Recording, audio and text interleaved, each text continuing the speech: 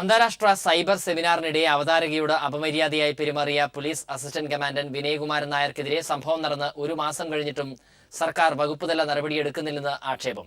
സംഭവത്തിൽ കൊല്ലം റൂറൽ എസ്.പിയുടെ റിപ്പോർട്ടിന്റെ അടിസ്ഥാനത്തിൽ അഞ്ചാലുമൂട് പോലീസ് വിനയകുമാരൻ നായർക്കെതിരെ ക്രിമിനൽ കേസ് രജിസ്റ്റർ ചെയ്തിരുന്നു.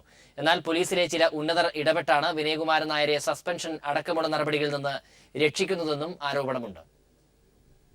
സംസ്ഥാന പോലീസ് പ്രധാന സംഘാടകരായി ഒരു മാസം മുമ്പ് കൊല്ലത്ത് സംഘടിപ്പിച്ച അന്താരാഷ്ട്ര സൈബർ സമ്മേളനത്തിനിടെയാണ് അവതാരകയായ കോളേജ് വിദ്യാർത്ഥിനിയോട് വിനയകുമാരൻ നായർ അപമര്യാദയായി പെരുമാറിയത്.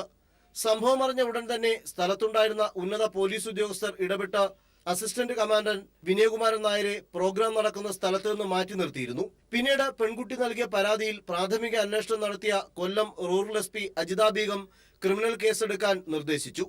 ഇതനുസരിച്ച കൊല്ലം റൂറൽ എസ്.പിയുടെ റിപ്പോർട്ടിന്റെ അടിസ്ഥാനത്തിൽ Anchalumoodu police criminal case register ചെയ്യുകയായിരുന്നു. സാധാരണഗതിയിൽ പോലീസ് ഉദ്യോഗസ്ഥർക്കെതിരെ കേസെടുത്താലുടൻ സസ്പെൻഷൻ ചെയ്യുകയാണ് പതിവ്.